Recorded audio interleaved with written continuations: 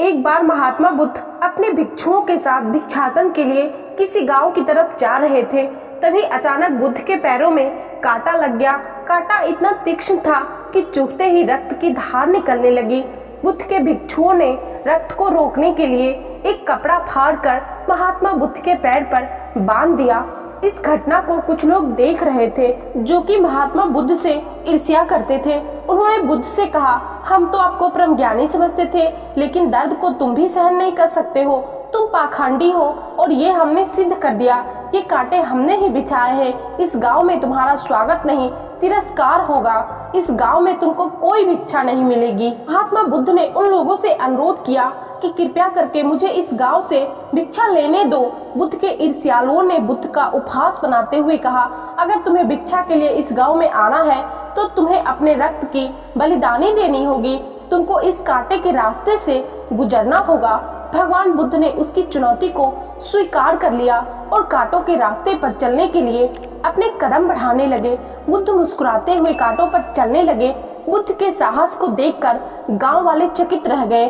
कुछ लोगों की आंखें फटी की फटी रह गई। गांव वाले सोचने लगे कि बुद्ध भिक्षा के लिए दूसरे गांव में जा सकते थे, तो फिर कांटों पर चलकर क्या साबित करना चाहते हैं। गांव वाले महात्मा बुद्ध के संदेश को इतनी जल्दी नहीं समझ पाए। यहाँ पर बात भिक्षा की नहीं बल्कि जीवन को बदलने की थी।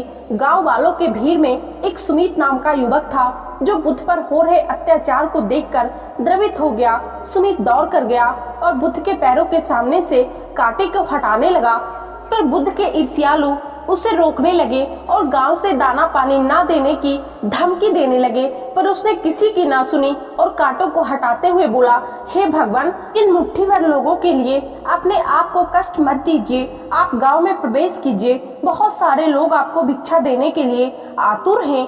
बुद्ध ने सुमित को अपने पास बुलाया और आशीर्वाद देने लगे।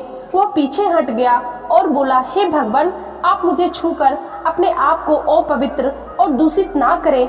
महात्मा बुद्ध ने कहा, तुम अपने आप को दूषित क्यों कहते हो? स्पर्श से कभी कोई दूषित नहीं होता। मनुष्य तो लोभ, लालच, घृणा, ईर्ष्या से दूषित होता है। तुम्हारे अंदर तो प्रेम भरा है। तुम दूसरों का सुख चाहते हो। तुम तो पवित्र हो। बुद्ध की बात सुनकर कुछ लोग बोले, तुम तो अपने आप को बड़े ज्ञानी कहते हो। तुमको जाति का कोई ज्ञान ही नहीं। तुम पाखंडी हो। बुद्ध बड़े ही शांत स्वभाव से कहते हैं, मानव से मानव की मानवता छीनना पाखंडी की निशानी है। मुझे पाखंडी बोलकर यदि आपको संतोष मिलता तो मेरे लिए दुख का कोई विषय नहीं। कुछ लोग बुद्ध पर बरस पड़े, परंतु यह तो धर्मशास्त्र है, फिर यह पाखंड कैसे हुआ? महात्मा बुद्ध कहते हैं, हमारी उत्पत्ति इस सृष्टि में हुई है। नदियों का पानी सभी का समान रूप से प्यास बुझाता है। खुले जंगलों की हवा भी भेदभाव नहीं करती।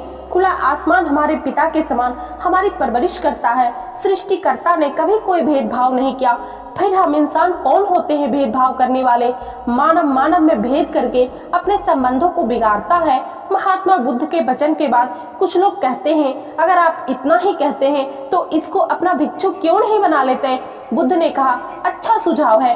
अगर ये चाहता है कि ये मेरा भिक्षु बने तो ये भिक्षु बन सकता है। बुद्ध के आमंत्रण पर सुमित पहला नीच जाति का बौद्ध भिक्षु बनता है। इस पूरे विवरण में केवल सुमित का जीवन बदला, शेष सभी लोगों का जीवन रूपांतरित हुआ। तो महात्मा बुद्ध की इस कहानी के माध्यम से मैं सिर्फ इतना बताना चाहती हूँ कि हमें कभी भी किसी भी जातिवाद में नहीं पड़ना चाहिए। हमें वर्ण भेद में नहीं पड़ना चाहिए, क्योंकि कैसा जाति? हम सभी को भगवान ने बनाया है। हमारा रक्त एक जैसा है, तो फिर भेदभाव क्यों? इसे महात्मा बुद्ध की ये कहानी आप लोगों को कैसी लगी? कुछ सीखने को मिली तो कमेंट करके जरूर बताइएगा और वीडियो को लाइक जरूर कर दीजिएगा।